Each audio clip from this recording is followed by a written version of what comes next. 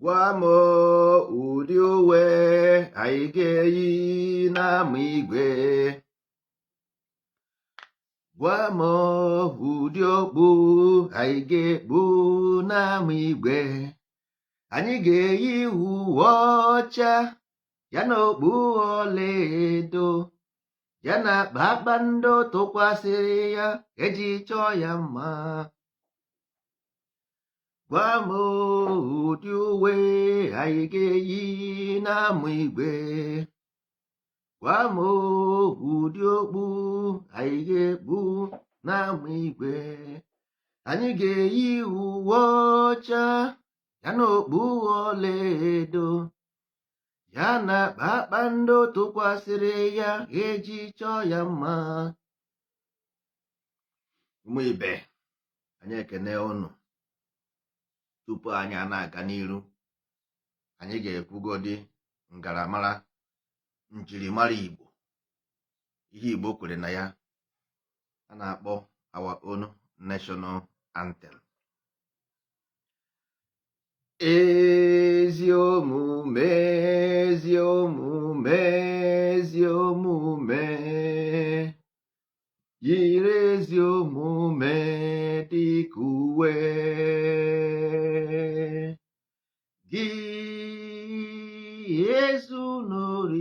Ezuna ori gị, agbana m ụgha, agbana m ụgha gị.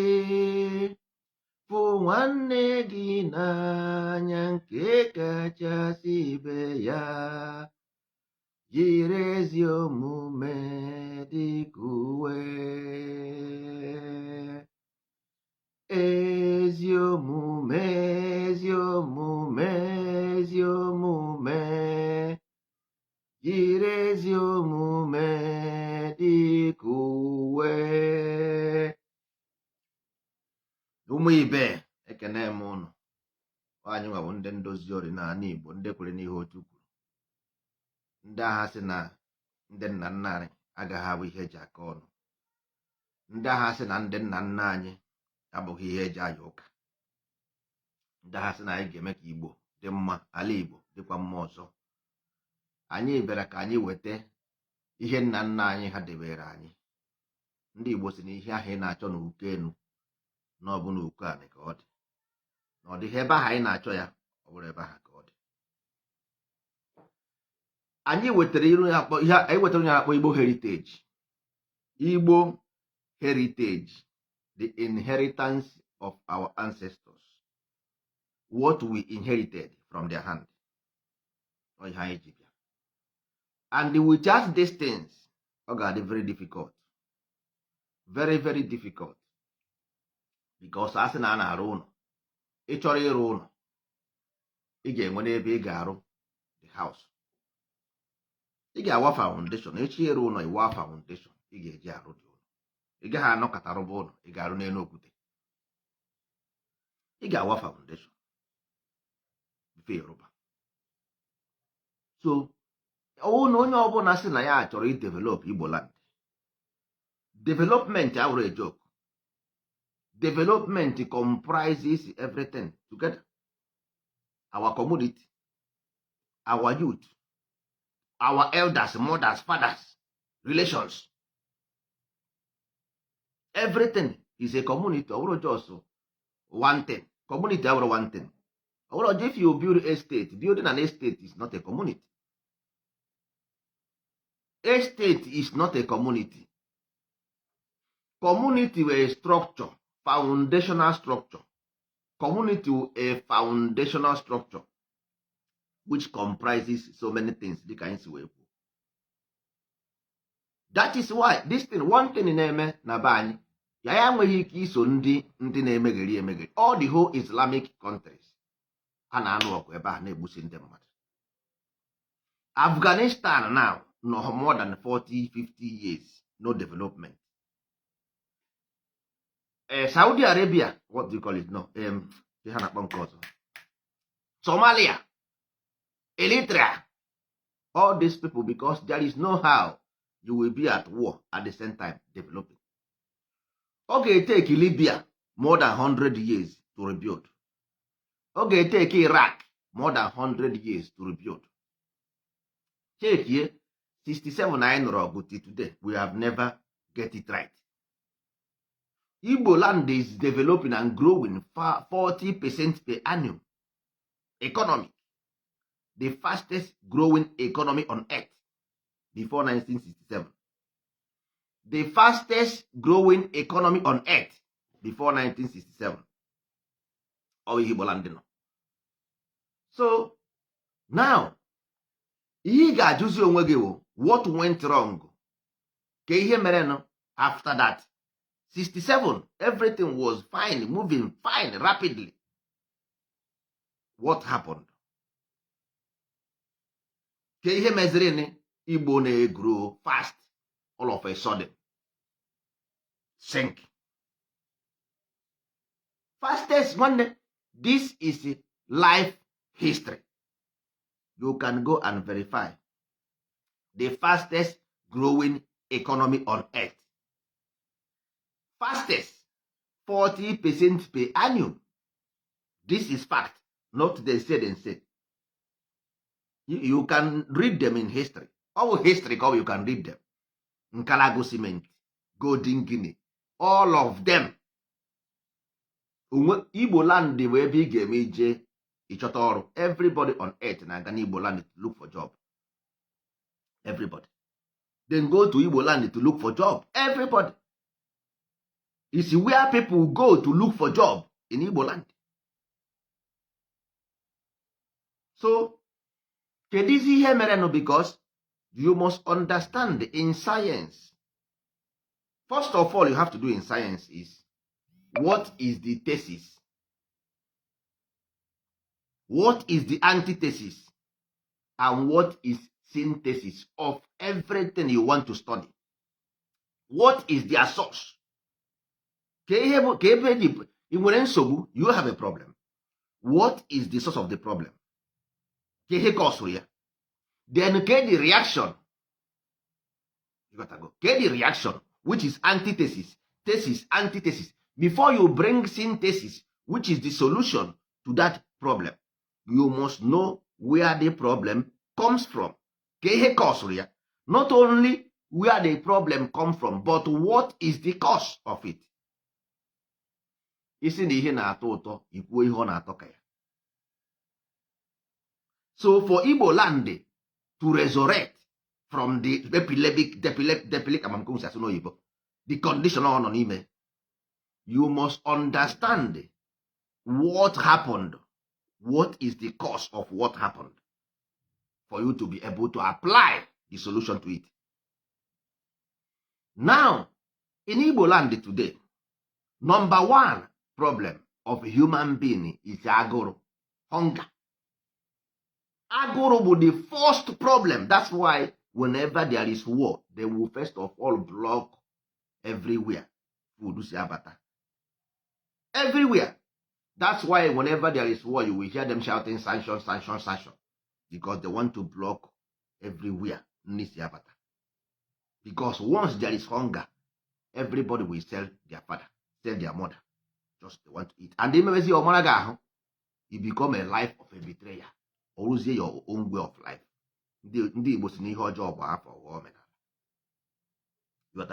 So first of all, hunger. In Igbo land, as long as you allow hunger to exist, there is nothing you can do there. As long as you allow hunger to exist in your land,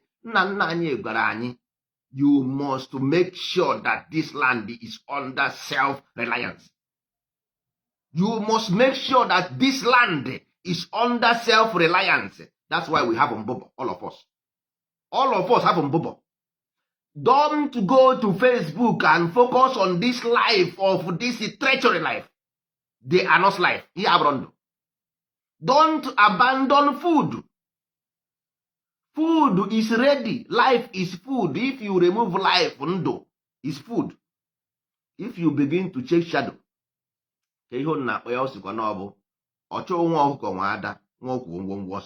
our young youth na trousers with the slippers and stockings, you are going to jam train. ị ga-aja amụkwa train. The life is agriculture.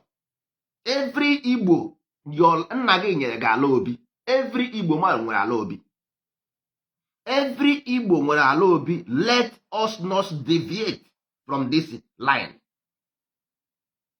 Let us not change in this way. No, we don't. If you try to change this direction, food is ready. Food is life. Nri bụ ndụ. Corruption. Food brings in corruption.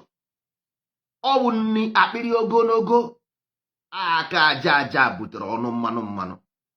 If we allow hunger in our land, we will never progress. If we allow hunger in our land, we will never progress. So as long as just see it there in what I post on Facebook, the first of all, mobilization of our community. The second project is again self-reliance. Self-reliance, I can make sure that all our members, they are independently financial buoyant. Because if not, they will corrupt. Project. So, ozie na-enwezie onye riri ego amazie na anya ukwu buru ya na ọ bụghị necessity. Onwezie onye zuru ori ama na anya ukwu ka o ji wee zuo ori ama na ọ dị wrong. Because ama m na 99% will never fail that test. Only 1% ma zuoro ori, mana 99% will be ha ga-adị satisfied with what they have. You gotta go. So the best thing we can do as Igbo people, let us go direct to what our ancestors told us to do. Ka anyị ga rụọ ọrụ a gwara anyị rụọ. Let us go and do the job they sent us to do. Let us rebuild the paradise. Man, don't worry, we are capable of doing this. Give us the confidence. Trust. We are capable of doing this. Human being only need shelter and food. That's all. We are going to bring this development in our land. Nwanne, achọrọ m iprove ya na ihe ahụ na-efili na gọọmenti bụ nka. Ana m agwa unu na onwere ihe ọ bụ. Onwere ihe ọ bụ. Ọ bụrụ na gọọmenti is everything, you should not be in this condition. Every month, they share millions of allocation. That's to show you that these people are sharing money within themselves. Ị gaghị ebute nwunye na egbe because ha nwere more egbe karịa gị. Ha wụ security chief because ha nwere right to buy egbe and sell egbe. Security chief, ịmaghị ọ bụ ndị nwere right inwe egbe, igba egbe. Nwere right igbu mmadụ, certificate igbu mmadụ. Ha nwere certificate igbu mmadụ to kill as a security chief officer. So ị gaghị ebu nwa egbe mmadụ ofu onye anaghị esiri ọha nri. So nyanwa gọọmenti na control everybody. Police ha nwe, amị ha nwe, kọtụma ha nwe, police eliza ha nwe. So ị gaghị esi nwuru ha nri because na ha bụ ọha. So but ihe ị ga-emenwu bụ na you must make sure that your people are independently buoyant of hunger so that government will not buy their vote with money because of hunger. So if there is no hunger, there won't be vote buying. In this 24th century, they still buy vote. This 24th century, they still... joke. It's not a joke. They buy, somebody come and give you 5,000 to vote for him in this 24th century. That is life, is real. So all this education we are going to bring to our people.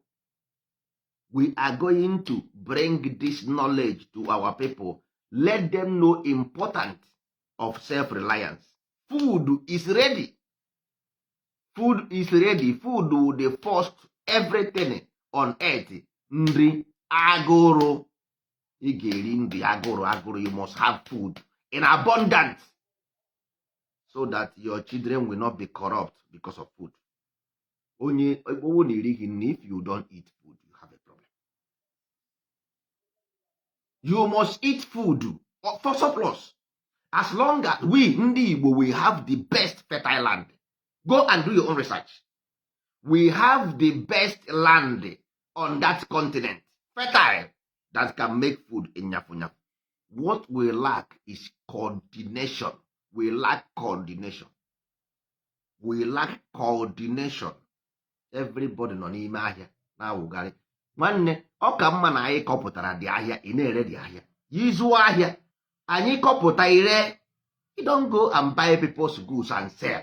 What type of nonsense is that? It doesn't make any sense. Ka anyị ji n'aka anyị manage ndụ anyị na ndụ anyị dị anyị n'aka.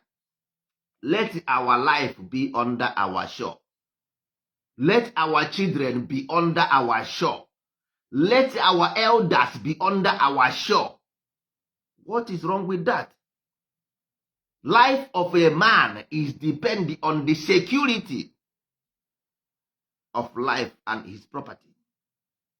Let us make sure that our security of life is under us, under us, so that the people don't come to our society or community to sell this their nonsense ideologies.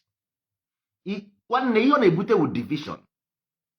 Ndị Igbo sị gị, first of all, ịchụ aja, ọ sị gị ata and uru. Na o nwere ata na-egbu uru gị, ị nwere ihe ịkọ n'ugbo na e nwere ata na-egbu ya. Onye bụ atụrụ, ata uru, atụrụ bụ ata uru. Ọnya bụ ihe ọ na-ekwu na first iji achụ aja, ịgarụ ịchụ aja.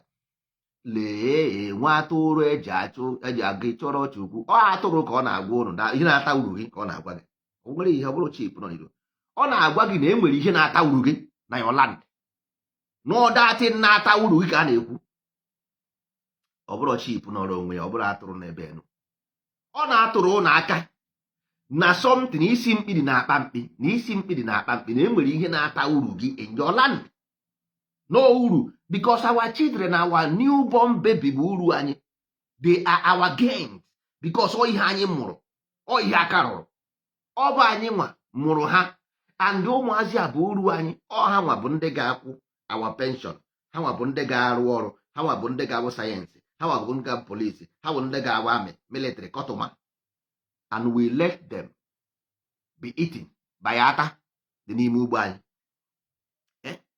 Ugbo bụ ụgbọ, ugbo bụ ụgbọ, ụgbọ bụ Igbo, ya bụ ugbo bụ anyị, Igbo bụ anyị, Igbo bụ ụgbọ bụ anyị aga.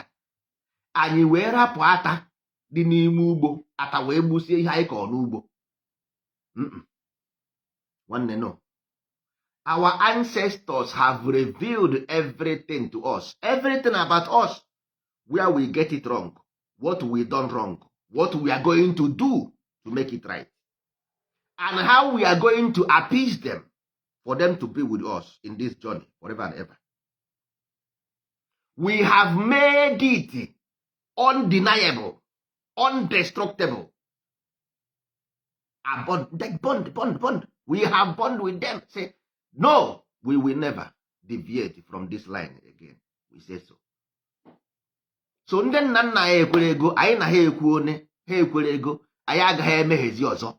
And ha asịkwa na anyị gaba n'iru, nsogbu adị. Because unu adịgo used to this external influence juru gị n'isi now. Everything is about fear. You got to go everything because eje ha n'ikwu ka ihe na-eme gị ụjọ, ọ dozi ata dị n'ime uru gị. Ọ ya bụrụ dị fear. Ka ihe na-atụ gị ụjọ, ọ dị whole fear bụkwa ata dị n'ime gị. O sighi na nke dibịa, o si na nke fada, o sighi na nke fada, o si na nke pastọ, o sighi na nke pastọ, o si na nke prọfet. Ihe niile awụcha ihe bịara abịa n'isi gị, onweghị nke iburu bịa ụwa. Ihe niile a onweghị nke iburu bịa ụwa. Ma ndị mmụọ ma ndị mmadụ, nwere obere nwa ịfụrụ na-asị na ndị mmụọ na-achụ ya, ka ndị mmadụ na-achụ ya. Enwere na nwa amụrụ ọfụrụ ịfụrụ na ọ pụtara ọ sị gị na nke nwa na-eme nke nwa na-eme. Mba, ihe a bụ ihe o ritere erite. Ihe niile a bụ ihe o ritere erite.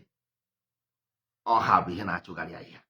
O nwebeghị nwa amụrụ ọpụta si na ya na-eje siemens, o na-eje katọlik, o na-eje nka. Mba, ọ pụtara mma ha na-eje usoro mma ha jebe. All those things na today Igbo land anyị hapụzie the practical community anyị ga-ekwu okwu ya kwubezi about religion, not community anymore.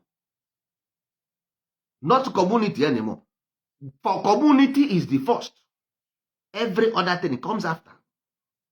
Ndị Igbo si ọ bụ ndị kwere n'ihe otu kwuru. Otu bụ amụ igwe, ezi omume, ezu n'ori, agba na ama ụgha, ịfụnanya, nọ ihe anyị kwere na ya. And all this thing with the foundation we are going to build. This thing ya na-eme. So nwere ihe o nwere ime with your belief system. Nobody cares. Igbo land, nobody cares what you worship. We don't care. Ihe anyị ma ebe anụnwa. No corruption, no robbery, no fraud, no hate, no racism, no tribalism, no prejudice, no injustice, no nepotism, no segregation. That's all. This is what we want here. Not about who you worship. We don't want our children to live in fear. We don't want our children to be hungry in their own father's land. We don't want. That's why we bring this Igbo heritage, because this is in the inheritance of our ancestors. Everything criminality is not in our gene, it's foreign. I can prove it with the artifact. No criminality in Igbo gene. It doesn't happen. I will tell you all the whole artifact, their meanings. There is no artifact, Igbo artifact, that talk about criminality. No one. No one. Because in their gene, they said, ndị Igbo ga-asị ka agbụrụ onye asị. Ọ na-agwụ gị agbụrụ ya. Ndị Igbo chi enu nwaanyị ọ ga-eje mara agbụrụ ya. Ndị Igbo chi enu ji ọ ga-eje mara agbụrụ ya. That means enwere ihe anyị na-asọ asọ. We despise evil. Ihe ọjọọ, anyị na ihe ọjọọ adịrọ na mma. That's why anyị ji nwee nsọ ala. Onye mere anyị ji nwee nsọ ala, because anyị na-asọ ihe ọjọọ. Anyị bụ ndị dị asọ, ndị na-asọ ihe ọjọọ. Anyị nwa wetara ọrụ n'ụwa, ndị mmadụ arụwa ọrụ. Anyị nwa bụ ndị wetara ọrụ. This job you see today, ọrụ ewetara n'ụwa, anụ anyị wetara ọrụ. O nweghị ebe ọzọ ị ga-eje n'ụwa ịnụ maka akara aka n'ụwa. Enweghị ebe ị ga-eme ije n'ụwa ịnụ maka akara aka. Ọ bụ ndị Igbo wetara akara aka, ọrụ a na-arụ ya arụ. Ndị mmadụ akọpịrị from us. So mgbe anyị gwa gị na anyị ga-eme ihe dị otu a, anyị ga-eme ya because ihe anyị ma. Mmadụ na-eme ihe ọma. What you know you shall do. You can only do what you know. So mgbe anyị na-agba ndebe anyị na anyị ga-enye ha ọrụ, kwụọrọ ha social security, kwụọrọ ha pension, because so is what we know. Our ancestors told us to do so, because they want them to know that he cares for them. Our ancestors cannot, them bekee, their ancestors lived them with abundance. China, their ancestors lived with them with abundance. Indians with the abundance. Arabia Saudi with the abundance. Our own ancestors will not abandon us. They can't abandon us. We are the ones who abandon them and turn back and say they are evil. And we are the ones causing them. Because we go and take something that we don't know, understand. Anyị ji eburu ihe anyị na-amaghị n'efe. Next thing, anyị asịzi ọwụ ndị nna nna anyị na-eme anyị. But ị gaghị atọ ọnụ ya sị na ndị nna nna gị na-ataghị afọ na ibutere ihe ọjọọ na be ha. You cannot see it that way, that you brought evil. All those things unu na-eme na bone today, ma ị na-egbu ewu na ọkụkọ n'iro, ma ị na-achụ àjà, ma ị na-eje ụlọ ụka. All those things wụcha ihe nna gị na-asị gị, no, ọ bụrụ otu a ka esi eme ya, ọ bụrụ otu a ka esi eme. Ọ bụrụ na datị na-ahụghị eziokwu, nọ na ọ bụghị otu a ka esi eme. That is why ihe ọbụla ị na-eme nwee nke na-aga aga. Anything ọbụla enwe nke na-aga aga. That's why you don't move forward. Ọ bụrụ about what you believe in. It's about the land moving forward. It's about the land moving forward. We are possessed with evil mind. Yes. Because I said, you say you have a religion. I say in Igbo land, we don't want to know. Did you keep the law of the land? Did you keep the law of the land? The question is, did you keep ezi omume, ezunori, agba na ama ụgha, ịfụnanya? Did you keep it? No racism, no tribalism, no prejudice, no injustice. Did you keep it? No nepotism, no segregation. Did you keep this law? No rebellion, no terrorism. Did you keep it? All the whole laws you violate them. So, what about your worship or your belief?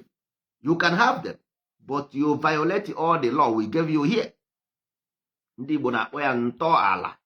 Ntọala, iviolate ntọala anyị.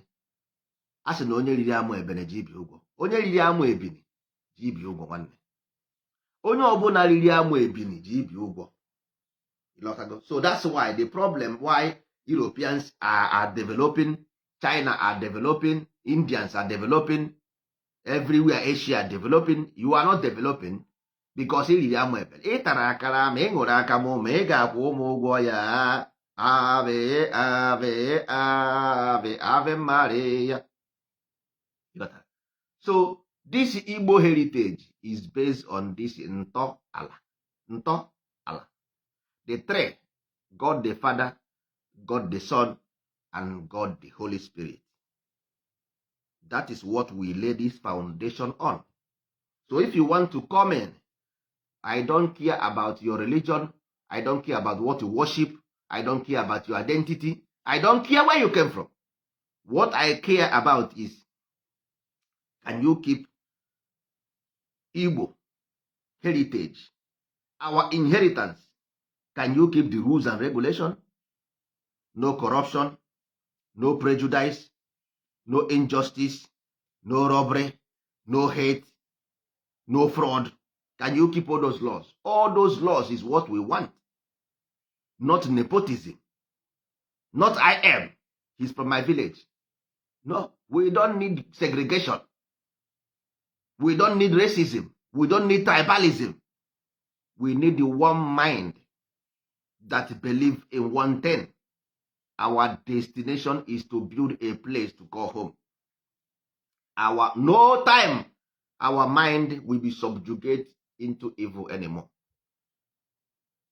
No time our mind will subjugate or will fall under the pit of hell anymore. It will never happen under our watch.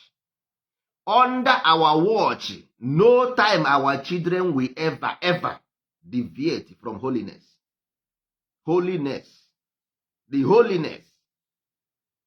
Because for you to be royal, you must be loyal. For you to be royal, you must be loyal. We want a land, a Jamaat. Accuse us that we don't have money, but don't accuse us that we are evil men. No. You can call us anything, but evil men we shall not be. We might not be rich, but we cannot be hungry as well. We are not hungry. Maybe you will say we are not rich, but hunger we are not. Yes, and criminals we will never be. And corrupt men and women we shall not be. And deceivers we shall not be. And haters we shall not be. Tell us anything. But we are as pure as a new child. That's all. That's the guarantee. You can accuse us of anything, but you see this heart is clean. Is free of guilt. That's all. And the earth we stand on shall bless us with abundance, because ụwa na-achọ ndị ọma. Ụwa na-achọ ndị ọma. That's all. The land will respond. It's about action and reaction. I promise the earth that I will bring souls, the clean heart that forms a society. We will make black people proud. Igbo will lead that movement. Black man will once again recognize as a human in this our generation. Black man will ever recognize as a human being. No time we will beg again to be recognized, but we shall prove it without a single gun shot. Without a single gunshot, the whole world will recognize who we are. The whole world will know this story. They will hear our story. And they will study our story in their schools. And they will tell their children to copy from us. they will learn from us what we have done today. I say it publicly. So mark it down. Life only need one thing: shelter, food. That's all. Food and shelter. Necessity. If you have food and have shelter, necessity comes in. If you don't have shelter and food, how are you going to have necessity? How? You can't put the cart before the horse. Ndị be anyị enweghị ebe ha bi, ha enweghị ebe obibi, ha enyebeghị onwe ha nri, ha na-achọ necessity. Ị ga-agba nnukwu moto, ị ga-arụ nnukwu ụlọ, ị nweghị ala obi gị, ị nwetabeghị ala obi gị. Ala obi gị wụ the basis, mindset. Ala obi gị wụ your mindset. Ị nwetabeghị mindset, ị na-achọgodi external influence. Where are these external influence? Where ka ebe ha ga-aga? External influence means info and a nation, because information means information. Goes inside your heart to form a nation. So this information you absorb, do you have a mindset to control them? Do you have a mindset to separate them, to organize them? Do you have a basics how to use those information you are absorbing yourself into? That is the problem. That is the case. Everything easy. Life is not, it's very easy, but not the way you think. We are doing absolutely different things from what our ancestors told us to do. Our ancestors told us to do a different thing. So na onye biri ibe ya biri. Nwa mmụọ emegbula nwa mmadụ, nwa mmadụ emegbula nwa mmụọ. Egbe bere ugo bere, nke si ibe ya ebela nkụkwa ya. Onye mere ndị Igbo ji were ugbe n'ọkụkọ tinye n'isi. Ugbe n'ọkụkọ ahụ o tinyere n'isi ya na okpu ahụ okpu n'isi bụ ebe bere ugo bere, nke si ibe ya ebela nkụkwa ya. Ịtụpụ nnụnụ nku, ọ gaghị efezi efe. Iwepụ nnụnụ nku, ọ gaghị efezi. Nku aha ka o were tinye n'isi ya, ka ịfụ ya na egbe bere ugo bere, na nyanwa na onwe believe na live and let live. O ji wee kpọọ ya okpu eze. Okpu eze. Onye biri ibe ya biri. Ọ ya ka o ji wee were okpu aha tinye n'isi ya, maka na nyanwa na onwe ya akarịala ala. Ọ karịgo. O nwere ihe mmadụ na-akarị akarị, asị na m akarịgo ụdị ha. A na-akpọ ya mind above matter, mind over matter. So o nwere ihe mmadụ na anyị akarịgo dozu ụmụ petepete, anyị akarịgo izu ori. Okwiwo izu, a na-akarị izu ori akarị, because izu ori is to buy a share. Anyị akarịgo igbu mmadụ, because igbu mmadụ is to buy a share. A sị na nwata maa mmụọ mụrụ onwe ya egbu. So all those things unu na-eme as person guy, you don't know what you are doing. Had it been na ịma ihe ị na-eme, ị gaghị eme those things.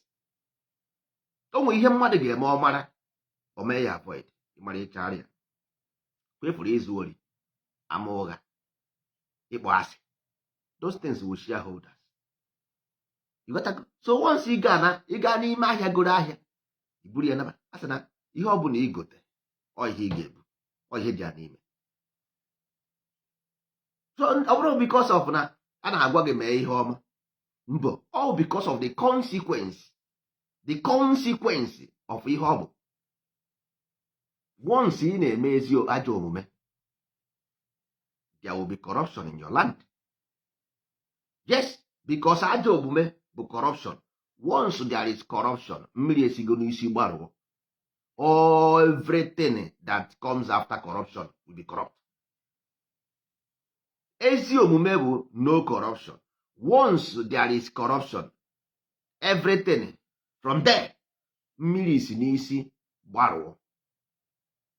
Ezi omume. That's all. If you ever try to corrupt something, that's why nna ji wee nye anyị ezi omume ezinụlọ agbara. The first, ọ ihe a ka anyị ga-enyegodo ụmụ anyị, nya ka anyị ga-enye ụmụ anyị, anyị ezie ya ụmụ anyị erie ya. That's all. Ha rie ya, ha pụọ ndụ. onwezi ihe ọzọ na nwanne. There is no other, bar none. I said bar none.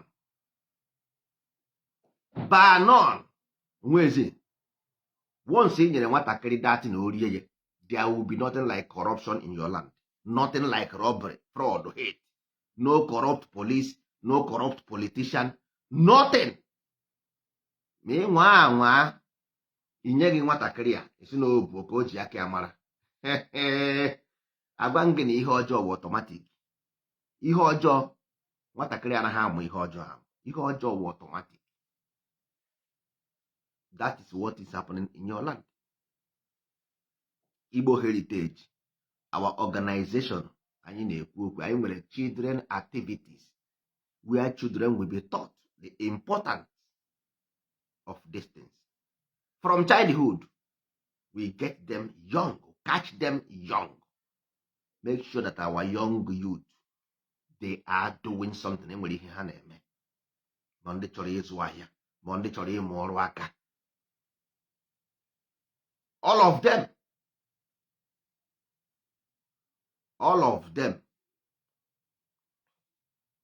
so that our society enweghị onye a ga-agụpụ agụpụ. Ndị agadi nwaanyị, ndị agadi nwoke, ụmụaka, everybody will be included. Ihe abụrụ politics. Ihe bụ our own way of life. Before they start Nigeria as a politics, we are living under this institution. Before they founded Nigeria as a state, we have been living under this Igbo, and we are progressing. So, why must we wait till somebody in Abuja to come to my village and begin to do something that I can do for myself? Yeah? When did this thing nonsense start? Somebody in 5,000 kilometers all the way from Medugri. This man come from Medugri or come from I don't know where. I will call him to come to my village, to come and do a road for me, come and do business for me or do bridge for me. Now, what the hell we have? We need organized society. This thing has nothing to do. The only thing is that I don't know why. Amami emere ndị be anyị ji eche otu a. Aka na-ekwu ọsị gọọmenti this, gọọmenti. Ka ihe na-akpọ gọọmenti n'obodo na n'Igbo. Gịnị bụ gọọmenti n'Igbo biko ndị mmadụ? So before Nigeria, we don't have any way of life before Nigeria. Before Englishman, we don't have a way. So what is all this government? Eh? So anyị ga-awụzi ndị ka ịhụ na social people na-erizi from government. A na-enyesi anyị social money every month ka anyị na-eri ndị awụfu ka anyị ga-awụzi ya wụfuru awụfu. Ndị ajụrụ ajụ. Ndị gọrọ ahịa. Awụfu kwa ndị gọrọ ahịa. Ndị na-eri awụfu bụ ndị gọrọ ahịa. So anyị ga-eriwezi awụfu na be anyị bụrụzie ndị gọrọ ahịa. Mba na nwanne. Ị gaa obodo oyibo riwe awụfu nsogbu adị. N'ala Igbo, you don't need to do that. You don't need your father's land iri awụfu. Ọ dịrọ mma na your father's land. Mba na. Yeah, how many German people na-eri awụfu na Germany? How many Swiss people na-eri awụfu na Swiss? How many Spanish people na-eri awụfu na Spain? Ọ dịghị common like that. You might see foreigners, but in Igbo land, we should be the one giving foreigners a wolf, not us in our land crying for hunger. No. Asị m no, ụmụ Ibe asị m, mụnwa sị no. I said no to it. I represent Igbo. And we are bringing these things. This is what we brought to our people. We are going to bring a society of Ngomi, a society that worth living, a society that worth living, a society of no hunger, no starvation, a society of happiness, a society of self-reliance. There will be nothing like a lack of money in our pocket. That society we want. So, but this thing about government bịakwa na-eburu microphone. You sold yourself for peanut.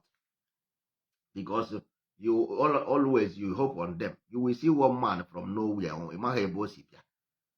Sị gị na ya bụ gọvanọ ụnụ bụrụ microphone ọ pụta ọkọba kọsịa. Since how many years now? Enwere that constitution till now. Since how many years till now? Enwere that constitution. Gwagodi m how many projects have this ndị a ji nwe hope, these governors will hope on project they have executed? How many projects? Go and check the allowance money they have collected in your name. Go and check the money that they have collected from your name. Now you check the execution. You go to the capital city. Only Abuja is capital, not even Lagos. Go to, apart from Abuja, go to other 35 state capitals. Odeka Jegule. Go there. Abia na arụ one roundabout penti ya ọgwụna. So also one roundabout penti ọgwụna. Lagos. Where is the capital city of Lagos? Because inside Lagos is Ajebule. Is ebe ndị ala ebi na Jankara. All those things are Lagos. So also Abuja, only one place, Abuja in Nigeria, no other place. Apart from that, others will apụta rụọ flyover as well roundabout ebe ahụ capital city. So roundabout. Isizi ebe ahụ pụọ ọrụ nsị. If you get out from that place, he gafu dustbin everywhere. On Arugbo, he's developing where? Only one roundabout. He developed one roundabout. This year Yoko on shine. One roundabout, Oguna. Is a roundabout I have poor. Every other place was nonsense. We cannot leave our place like this. These people are visionless. They are not visionary leaders. They are visionless. They have no plan. They have a plan. I get Jacka is my plan. They design how this is our village before this governors come. Before they found this their nonsense society. We are here. So we are going to design this place the way we want. We have names. All the whole community we have in Igbo land, the whole villages, they have names.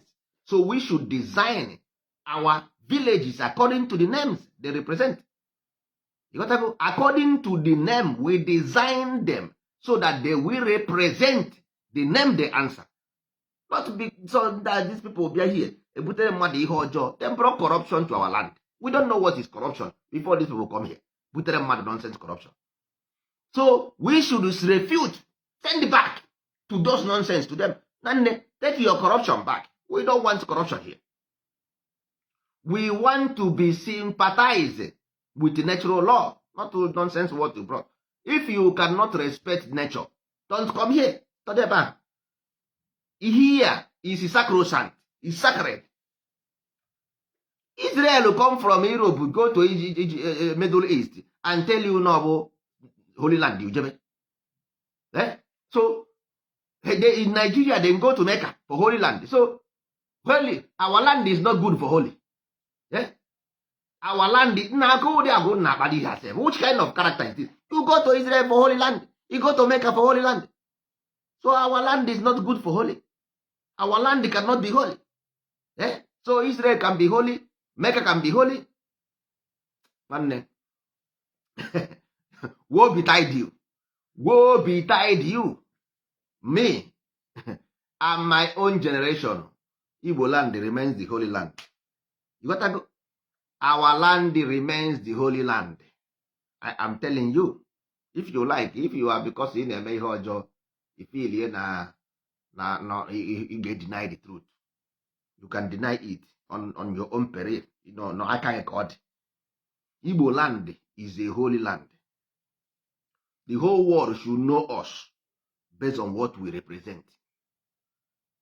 Igbo land was the first holy land where every human being should come for pilgrimage.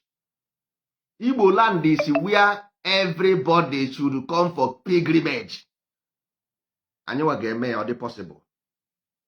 We are going to rebuild our temple for pilgrimage. Everybody on this planet Earth will come to Igbo land to pay homage to the Mother Earth. Igbo land is the Mother Earth. they should come to Igbo land and pay homage. Give this peace a chance so that you will not be the blame. Give opportunity to opportunity. Give this peace a chance. Don't use your own hand to bring destruction for yourself. This Igbo land shall remain the holy land on this planet Earth. Akpọrọ ya ala nsọ. Nsọ ala. Ala nsọ ya bụ nsọ ala. Ala nsọ bụ Igbo. Ala Igbo ka ọ bụ. Let us follow this Igbo way. We will not sell our way. Our way will never be changed. If you say you are Israel, you go back to Israel. Nobody say you should not stay for Igbo land. But Igbo are not Israel. Igbo is Igbo. Israel, I am. I support them for their existence. But not Igbo. I support America the way I support Israel, the way I support England, the way I support Palestine. Everybody have the right to live. But Igbo remains Igbo. There is nothing Igbo Israel. It doesn't happen anywhere. If you don't know how to found a nation, go and join the people who have. The Jewish people suffered a lot to create a place to call home. You wanderers should let them be in their land. You are Israelites. Who told you? The Jewish people are Israelites. If you want to immigrate to Israel, you go. There is no problem about that. If they gave you visa, you can go to their land. No problem. We represent Igbo. And you with the Igbo heritage. Our inheritance should not be traded for ignorance. We cannot trade our identity for ignorance. Stop that nonsense. If you don't know where you came from, you go and die. Go and commit suicide and die. If you have identity crisis, you will go and die. Igbo remains Igbo. No, don't trade our identity. You are playing with people's identity. It's our identity. If you want to be a Jewish, it's okay. Go and be. Nobody asks you not to be. You have the right to be a Jewish man. If they accept you and give you their nationality, take it. It's okay. But you can never denigrate, and demoralize my identity because you want to be a Jewish. We have our own identity.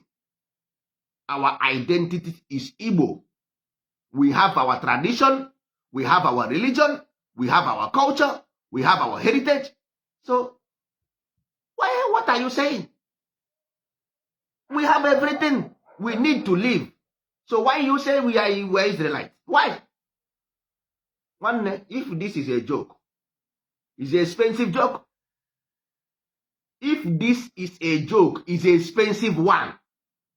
Stop the joke. If you have identity crisis, it's personal. Solve your problem by yourself. Don't trade our own identity.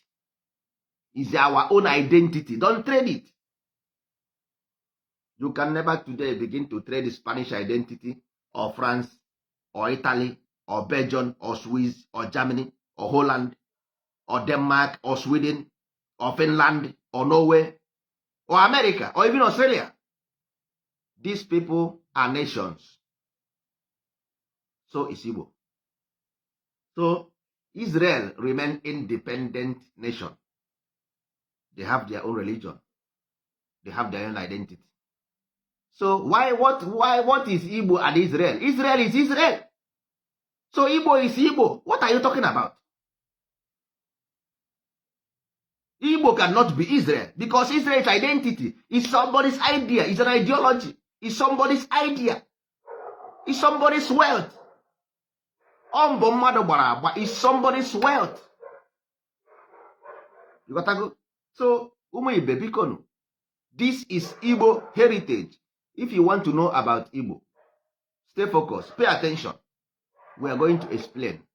But first of all, inside this explanation comes Ihainem.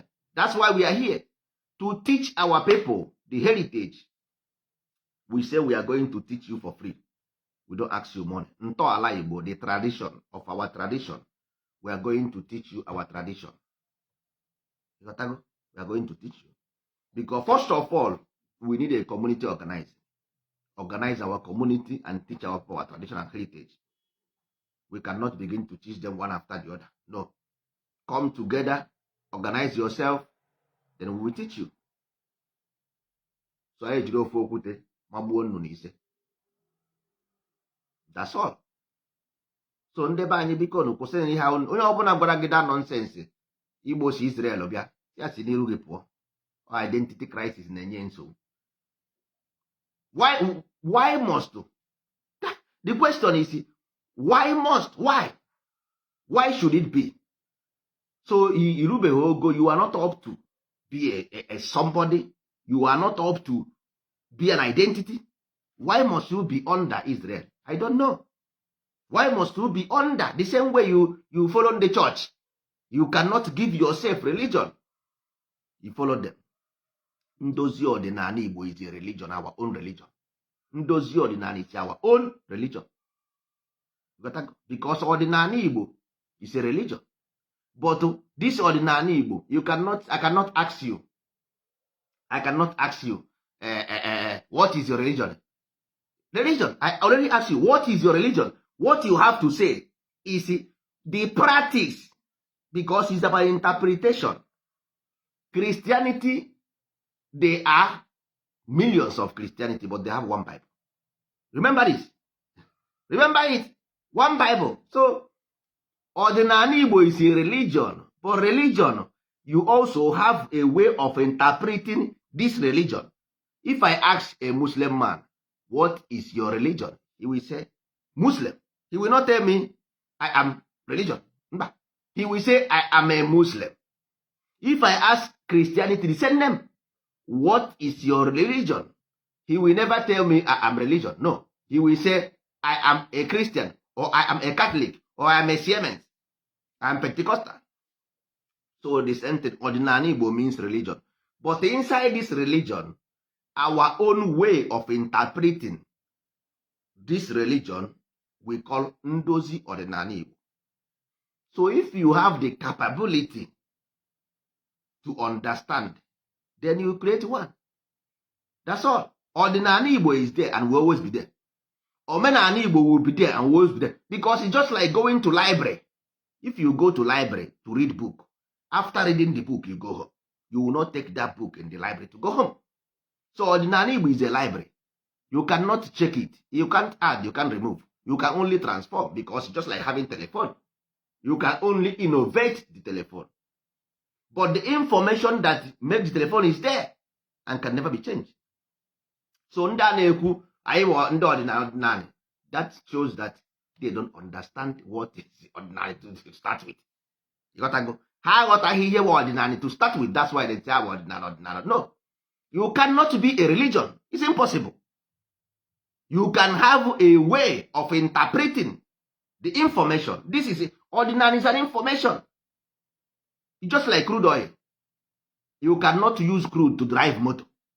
You can only use fuel, the refined crude, to drive car. So, Ndozi Ordinary is a refined ordinary. Ordinary is a crude oil. Remove the crude from that from the deposit. You remove small, you go and refine. The same thing Christians does. Islam, all of them but ordinary. Christian ordinary, Muslim ordinary, Buddha ordinary. Everything, as long as no religion is ordinary. So it's up to you to take the crude and refine. So Ndozi Ordinary Igbo, based on enlightenment, is about enlightening the mind, to put light. Is our own personal belief. So all from this imunyoku nke mmụọ ka anyị ji wee lay the foundation of Igbo heritage. From our heritage, the same way. Because the inheritance is the artifact. So we take the information from the artifact to build a new society, to live based on enlightened mind. Because a foolish man cannot create a society worth living. You can't. An ignorant can never create a society of worldly people. You can't do that. You don't know how to do it. So the community anyị na-ekwu okwu ya is based on enlightened the mind, or we already enlightened the mind. That's why we say what we say, because we already understand what goodness is all about. A good society with employment, what it look like, because ọ bụ ihe anyị nwere ka anyị ga-enye. We can only give what we have. We have enlightened the mind. We want to give you the portion of it. You taste, if you taste the good life. I want you to taste the good life so that you know how the good life is. Achọrọ m ka ị mara ka ezigbo ndụ si atọ. You got to go? So before people will go start talking nonsense, ọdịnala Igbo remains. Omenala Igbo remains. Ntọala Igbo remains. They are all crude oil. So what you have to do is extract the crude, refine, use it to drive car. Enlightenment. To enlighten the mind. That's all. So ndozi ọdịnala Igbo is our religion. Just as Christianity will protect your right to exist. We will prevent it and we will protect it. Judaism will protect. Muslim will protect. Also, our own way. You have to respect us. So, in Igbo heritage, it's not about religion. It's about the right thing, right mind. So that all of us, may you, Muslim, Christian, we abide by the law. This law. Not because of your religion, not because of my religion. No, it's because we want a society of everybody can live. A society where we will live in harmony. A Christian, a Muslim, onye ndozi ọdịnala.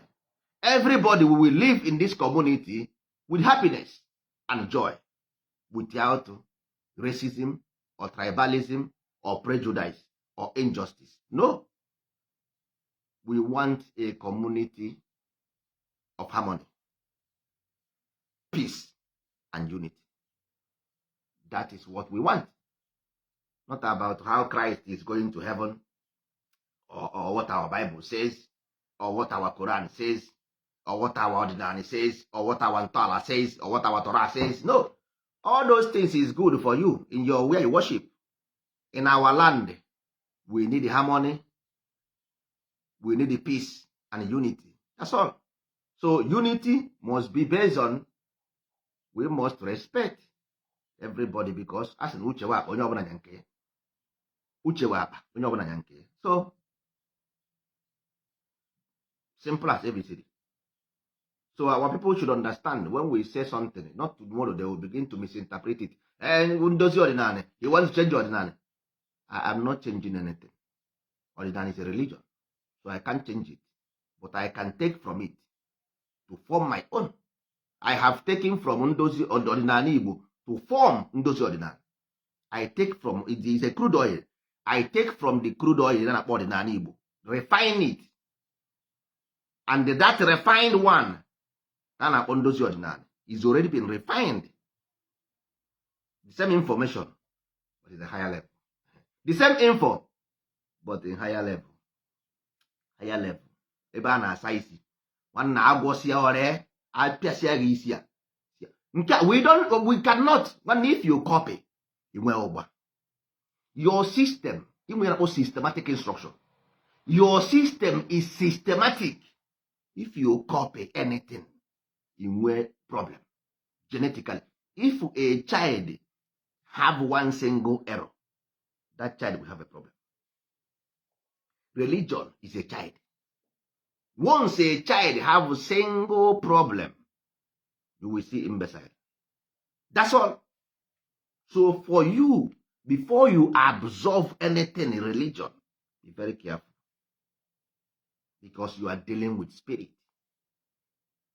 You are dealing with the spirit. Religion controls spirit. You must be very, very careful. No matter what kind of religion is called. Very careful. Don't do what you don't know, because your spirit is an authoring mechanism. Spirit is an authoring mechanism.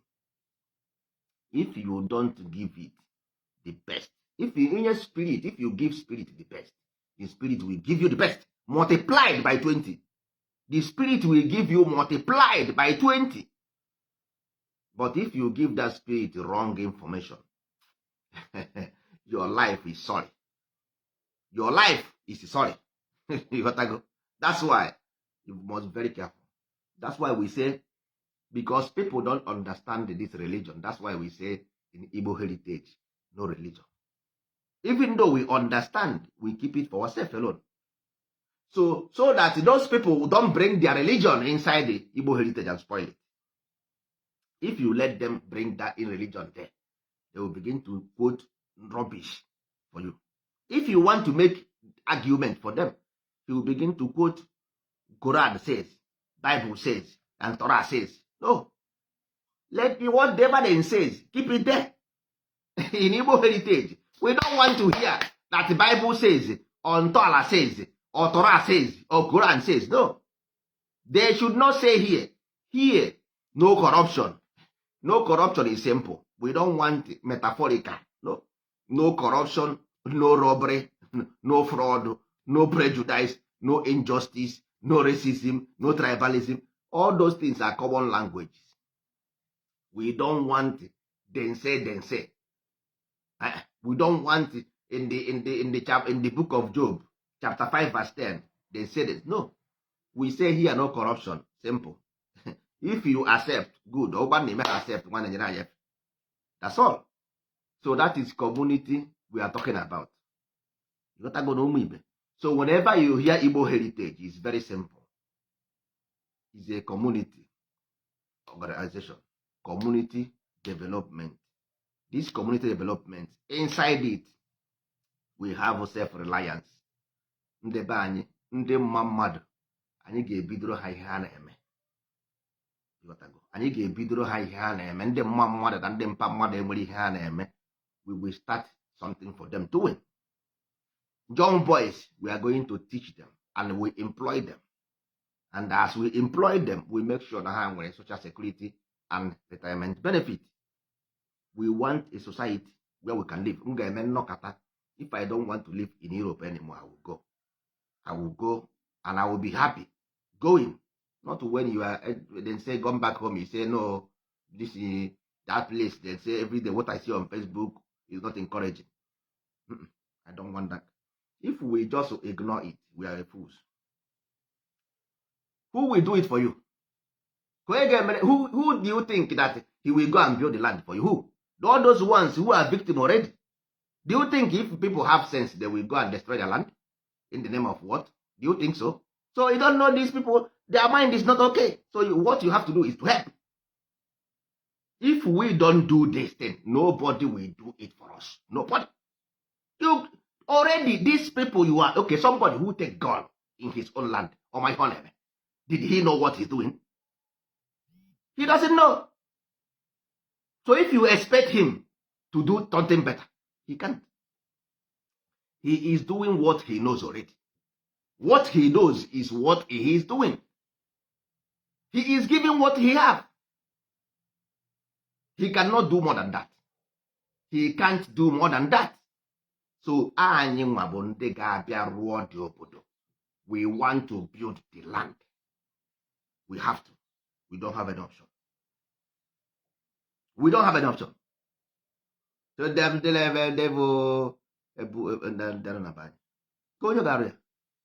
you are waiting for governors. How many years are you going to wait for governors? How many years? How long are we waiting for governors? How long? Since 1999. And we are in 2022. Obologe will pass 2023. Igbo land is still smelling. In 2022, we still have dustbin in our street, in our land. In our land, 2022, dustbin in our street. Time. All those things will be a joke. And you got to go on government with only 10% to contribute in your society. The people have 90%. Government have only 10% to contribute. We lay the foundation based on Igbo. And we shall show you what Igbo look like. anyị ga-egosi gị ihe Igbo look like, ihe Igbo dị ka ya. A na-ama ọkwa mmiri maka ozuzo ya. Ihe anyị na-ama ọkwa mmiri ya. Go and check. We started from ọdịnala Igbo because you don't know where we're going. Mmadụ ebe anyị na-eje. Anyị studies ya dị ọdịnala, anyị esi ebe ahụ create ndozi ọdịnala. Si na ndozi ọdịnala create Igbo heritage. You don't know. Ndị mmadụ ga-ajọ jump pụọ. Nwanne ị daghị ajump. You must follow the line. You must follow you must go to study it. Ha sị gị na Europeans went to Egypt to study. Egypt means ordinary. To study in Egypt. After studying, they come back in their land, create Christianity. From Christianity, then create European heritage. You cannot escape this three principles. Ebinichi n'ọgụ, Ebini must go back before it confront. Ebinichi n'ọgụ, ọ ga-agachighị azụ before ọ bịa iru. Anyị nwa na onwe anyị bụ ụzọ gaa n'ọdịnala Igbo. Study sie ya. Si ebe ahụ create ndozi ọdịnala. After creating ndozi ọdịnala, we create Igbo heritage. These three principles, you can't avoid it. It's the step you must go. You cannot just jump knowledge. You can go primary, secondary, and university. You gotta go. So university, I know Igbo heritage. I go na primary ọdịnala, go secondary ndozi ọdịnala. Na anyị na-aga Igbo heritage. Now we have mastered that knowledge. That's why we are creating Igbo heritage. Are you going to create what you don't know? Which society, if you think we don't master this thing, we are going to talk about Igbo heritage based on what we are saying? It's not a joke. It's not a joke. If it's a joke, we can't do it here. It's not a joke. Our land belongs to us. Our identity belongs to us. We want a place to call home. If you stay outside Nigeria, expecting one day, governors or president will come and do your village, it will become a paradise where you will go home and be satisfied. You are making me laugh. All of you build house in your village. You don't go there. If you go to Nigeria, go to Abuja or Lagos, or you go to even Owerri, go to stay in a hotel while you have mansion in your village. Clap for yourself. After you go to your village, build mansion, then you go to Nigeria and stay in Lagos or in Abuja. Very good. One name of 50 million naira house, 20 million naira house is in the village. Okay, no chicha, or Malam. Some Malam live there. Some only your mother's brother, okay, for the 80 years or 60 years. Only she live there in that big house.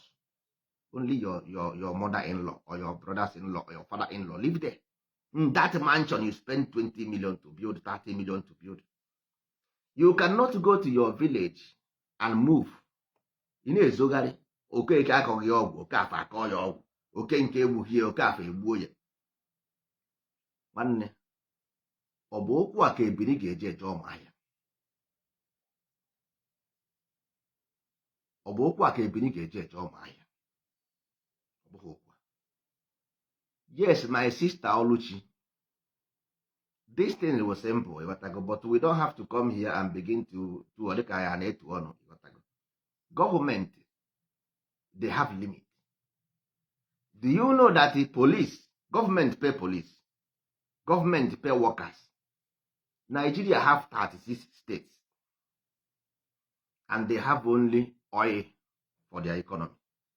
How do you want Nigeria to pay police in 36 states, workers in 36 states, senators, House of Reps?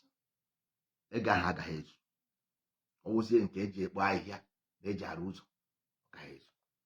Agbaghị ego onunu ji n'ụgwọ, Nigeria ji n'ụgwọ already, ma still nwebeghị ihe mere eme. That is why anyị na-ekwu ihe anyị na-ekwu, anyị ji calculation.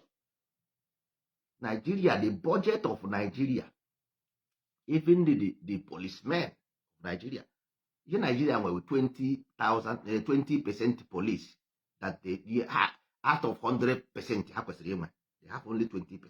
security personnel. Ha nwere only 20% security personnel. Ihe ha kwesịrị inwe 100% because of cash. Not because of they don't know, but cash. Ha enweghị enough cash to finance security. That is why they have problems. So if we have to help, because our lives, our own lives are in trade here.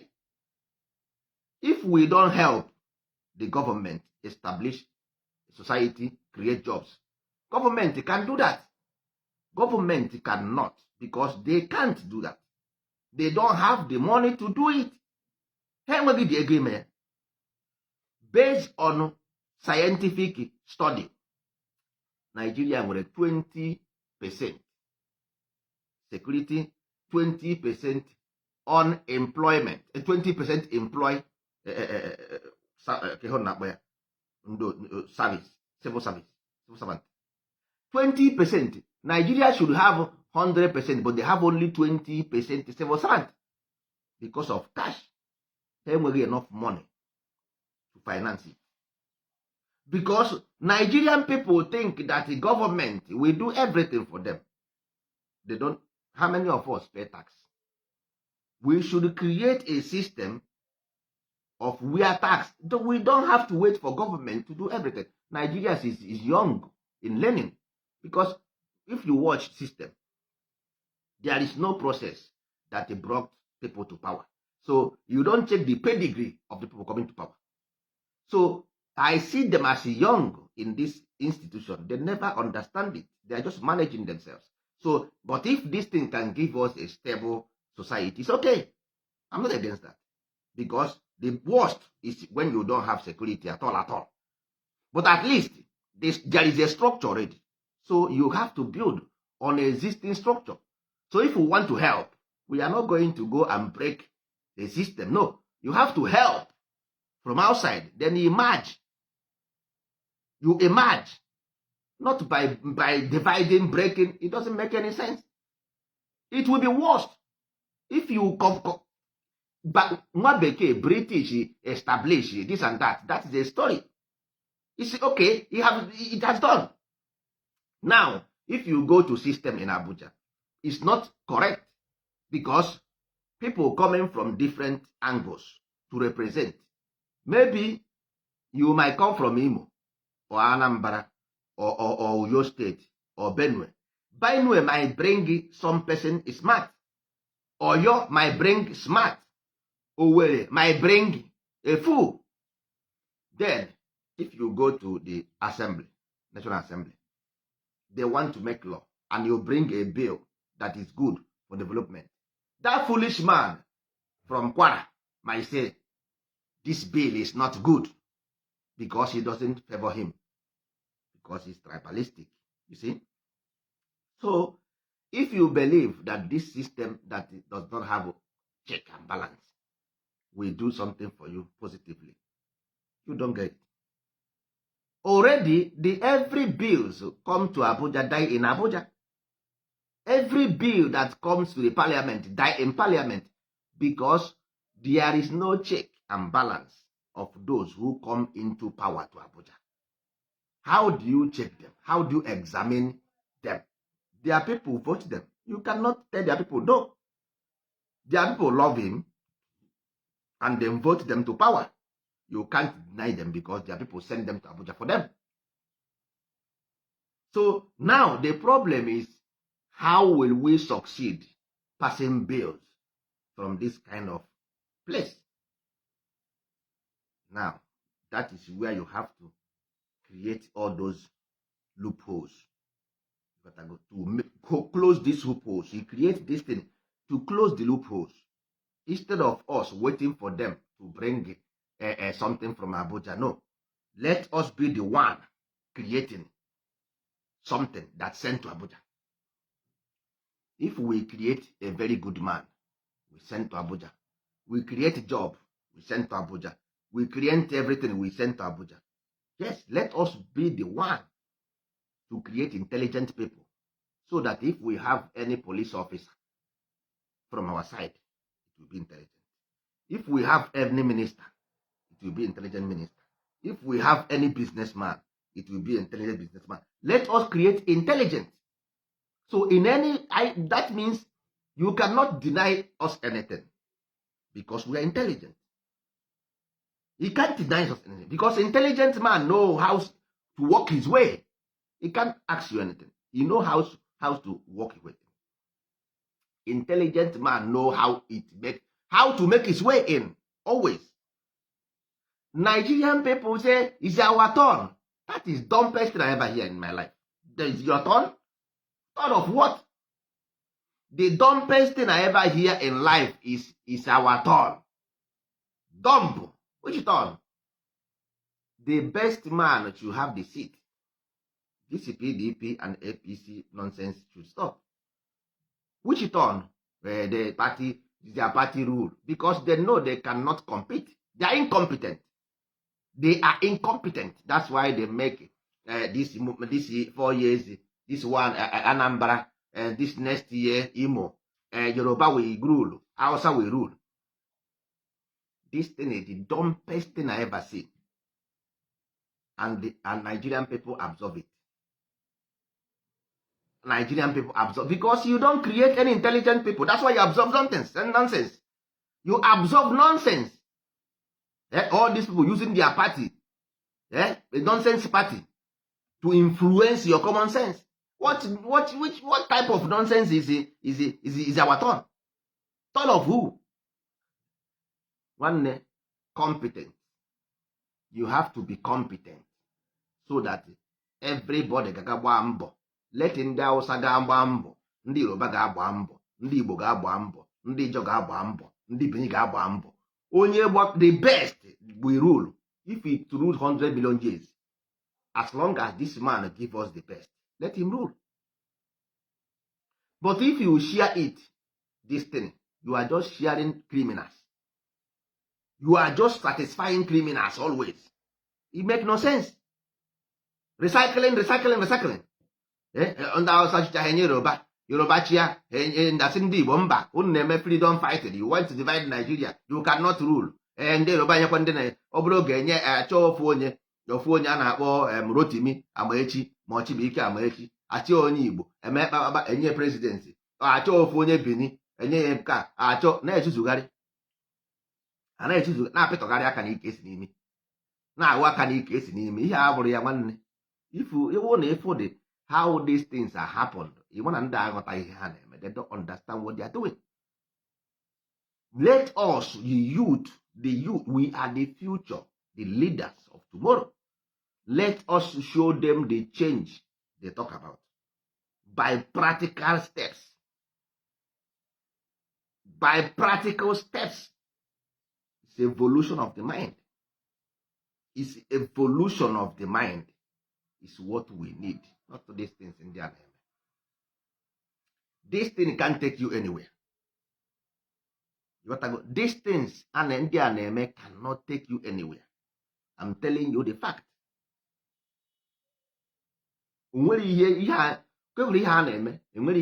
Nigeria will never change an inch. It will get worse. Nigeria will get worse and worse and worse as you keep on recycling this same mentality. Because not people, not about politicians. It's about mentality. It's about mentality, not about politicians. Because politicians will go. But that system, mentality, under recycle, where the youth have no programs for the youth, no programs for the mother, no programs for the father. All those things were the problem. Because Nigeria as a union, they don't have this plan. They leave all those people individually to do it. They want Yoruba to do it, Hausa to do it, Igbo to do it. Let us start it so that others will learn. If we do these things, the burden in Nigeria will be free from stress. Nigeria will be free from stress. Let us help as we can. How to organize our people. At least if we organize our people, security will slow. If Unda Hausa organize their people, security will slow. If Yoruba organize their people, security will slow. If Benin organize their people, security will slow. Benin not organized. Ejo not organized. Igbo not organized. Hausa not organized. Yoruba not organized. That is why Nigeria is burning. Yes, that's why, because not of everybody not organized. Everybody agha. Otu esi anya moto ka esi egbu họn, otu esi egbu họn ka esi egbu mmadụ, otu esi egbu mmadụ ka esi eri mmadụ, otu esi eri mmadụ ka esi eri ihe niile ụgha agha. Ihe everything ụtata.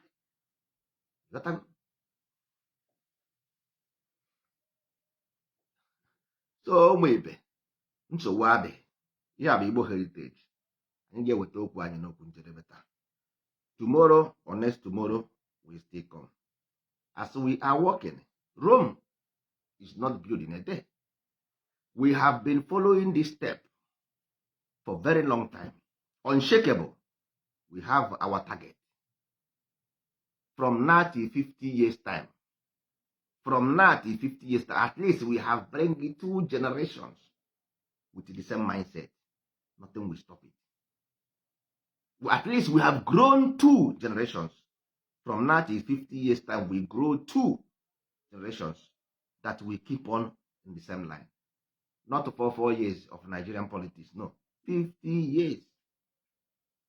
From now to 50 years. We might not be there then. But then, the system has already been set up. The system is set here up. Our ancestors did it for us. They will remain great. And their honor will stay forever and ever. We will honor them. We have already created our ceremonies to honor our ancestors. We will honor them every month. We honor one of them every month. There are 12 ancestors. The 12 ancestors will be honored every month. 1.